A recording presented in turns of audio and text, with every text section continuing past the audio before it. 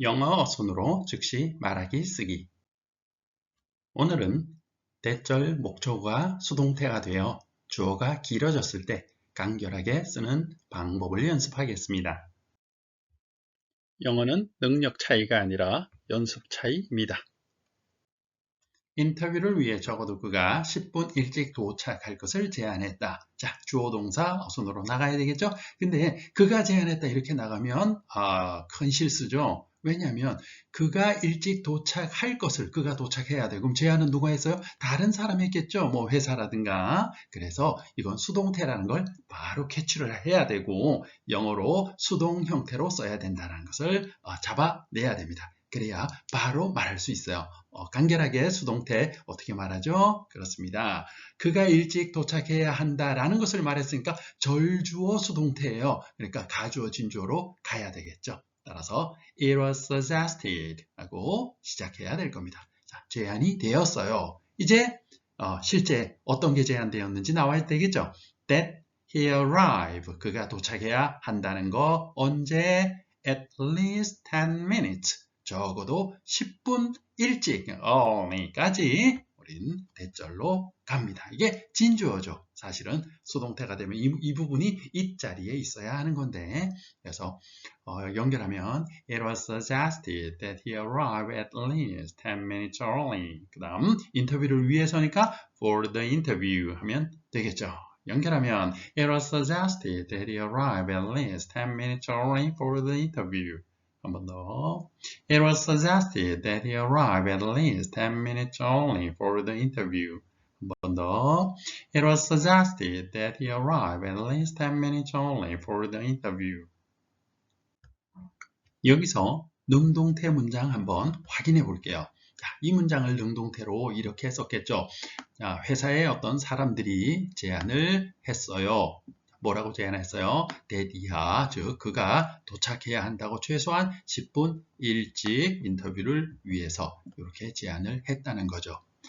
여기서 대절이 목적어 수동태로 나가면 왜 이 문장을 수동태로 만들었을까요? 네, 그렇죠. 수동태로 쓰는 이유 우리 앞에서 동영상에서 간단하게 우리 한번 짚어보았던 적이 있는데 이 데이가 중요하지 않아요. 어떤 사람들인지 뭐 별로 회사 사람일 수도 있고 그죠? 중요한 것은 그가 일찍 도착해야 한다. 바로 이 부분 목적어가 중요한 거죠. 그래서 이 부분 목적어 중요한 부분을 주어로 갖다 놓고 싶어서 수동태를 이제 만들었겠죠. 그런데 그러다 보면 주어가 대절이 주어니까 너무 길어요. 그래서 가주어 쓰고 대절은 다시 뒤에 원래 있던 자리로 놓는 형태인 바로 가주어 진주어 구문 it was suggested 이렇게 만들어졌던 거죠. 여기까지는 이제 여러분 아마 충분히 이해하실 수 있을 겁니다. 가주어 진주어 구문 간결하게 됐죠? 자, 그런데 한 가지 또 궁금한 게 있어요. 앞에 suggested, 수동이 되었을 때에도 was suggested, 분명히 과거죠. 그런데 뒤에 나와 있는 동사 보세요. 원형이 나와 있어요. arrive, 그죠? 능동으로 써도 arrive 이렇게 나와 있어. 이거 왜 그럴까요? 문법적으로 조금 어려운 내용인데요. 자, 한 가지만 기억하세요. 문법적으로 모르셔도 괜찮아요. 의미가 중요한 겁니다. 영어는 의미와 형태의 균형, 연결성이 중요합니다. 그죠? 그래야 우리가 영어를 어순으로 쉽게 쭉쭉쭉쭉 늘려서 하고 싶은 말을 할 수 있게 되는 거죠. 의미가 어떻게 될까요? 그들이 제안을 했어요. 과거에 제안했더라도 그 과거를 기준으로 그가 10분 일찍 도착해야 되는 것은 뭐예요? 미래죠. 그래서 앞으로 있을 일에 대한 충고를 하는 동사입니다. 이 suggested가. 따라서 그가 도착해야 하는 것은 바로 충고를 받아서 해야 한다는 충고의 의미 그리고 약간의 의무 또 가능성 이런 것들이 들어있는 내용으로 동사를 써야 돼요. 그런 내용의 동사, 그런 의미의 동사 뭐였죠? 조동사를 사용하면 됐었죠? 자, 충고의 의미의 조동사 should 그렇습니다. 따라서 여기에 나와 있는 이 arrive는 사실은 should arrive의 뜻입니다. 그래서 영국인들은 사실 should arrive 하고 그대로 사용을 해요. 그런데 미국인들은 영국인들보다 좀 더 간결하고 압축적인 걸 좋아하나 봐요. 그래서 그냥 he arrive 하고 이렇게 동사를 그냥 냅다 말해버립니다. 그래서 처음 보는 사람들은 또는 익숙하지 않은 외국어로서 영어를 하는 우리 같은 사람들은 굉장히 처음에는 당황스러워요. he, 주어가 3인칭 단수인데 수일치도 안 시켰고 과거 suggested, 과거인데 시제일치도 안 시켰고 도대체 얘는 뭐야? 바로 의미가 뭐뭐 해야 한다, 도착해야 한다, should의 의미가 들어있기 때문에 그렇다라는 거, 이것만 기억하시면 됩니다. 그럼 이렇게 대절에 동사 원형을 쓰는 경우는 뭐 아무렇게 대절이야는 다 써요? 그건 아니겠죠. 앞에 나와 있는 바로 이렇게 동사가 문장을 유도해주는 이 동사가 제안, 명령, 요청, 요구, 충고 이런 의미의 동사가 왔을 때 뒤에 대절 이하의 동사한테 하라고, 해야 한다고 이렇게 should의 의미가 싹 녹아 들어가겠죠. 그때 동사 원형을 쓰면 됩니다. 이해가 되셨으면 좋겠습니다.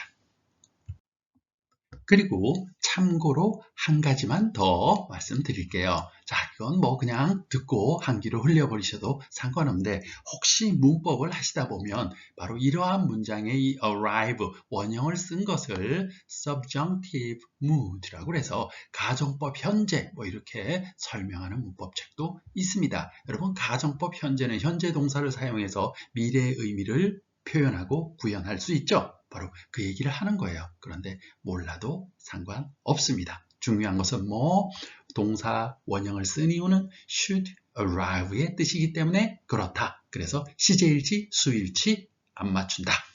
should는 조동사니까 조동사 뒤에 무조건 동사 원형. 되셨죠? 간단하죠?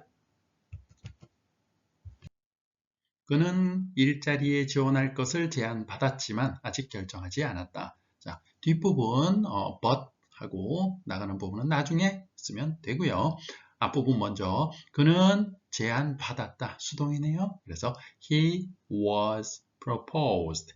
그는 제안받았다. 뭘? 지원할 것을 미래 의미가 있으니까 to 부정사로 연결하면 되겠죠? to apply for the job. 그 일에 지원할 것을.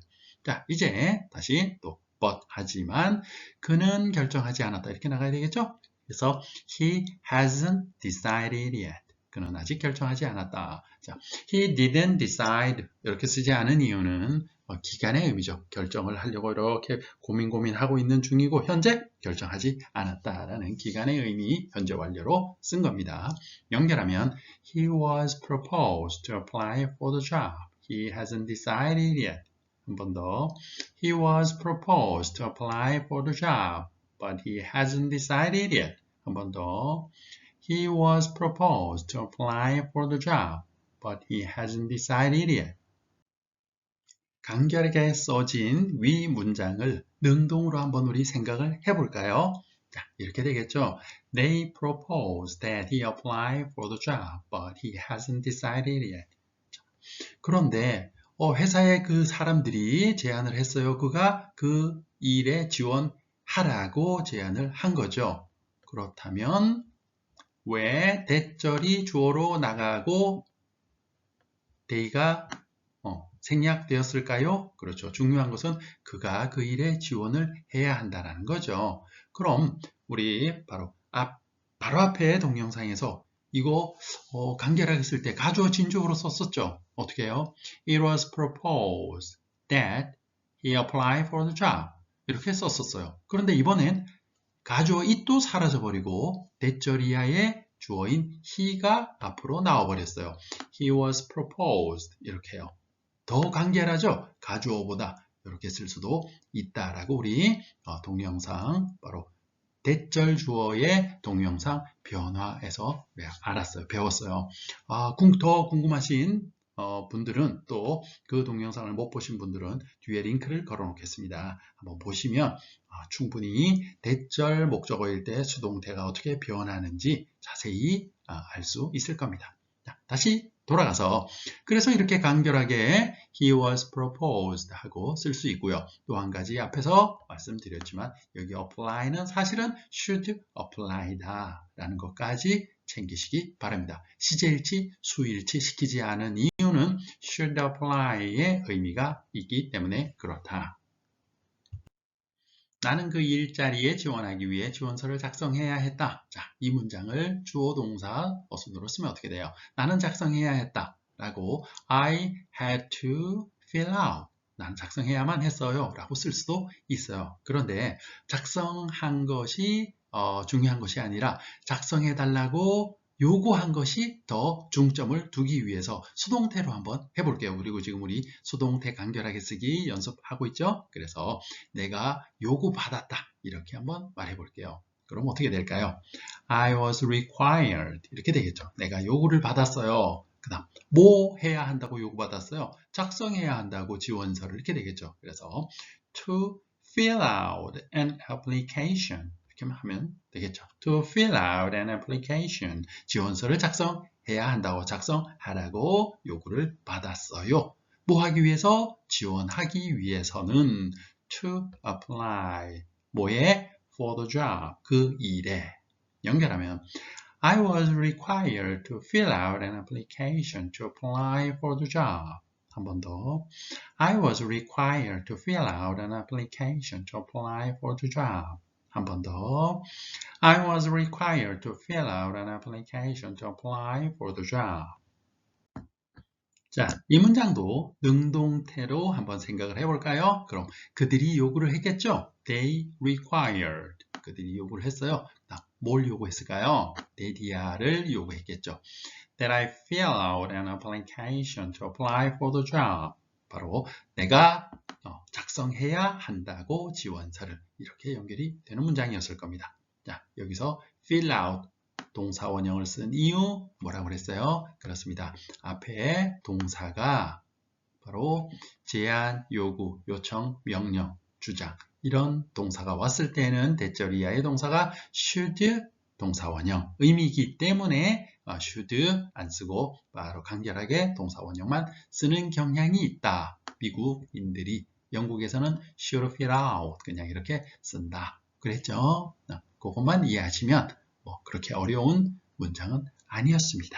자, 좀 더 자세한 문법 사항은 대절 수동태를 간결하게 쓰는 방법 동영상 뒤에 링크를 클릭해 주시면 됩니다.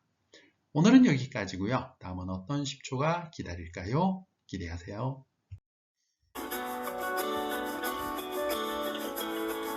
구독, 알림, 좋아요 눌러주시면 최신 동영상을 먼저 볼 수 있습니다. 여러분의 열정을 응원합니다. 감사합니다.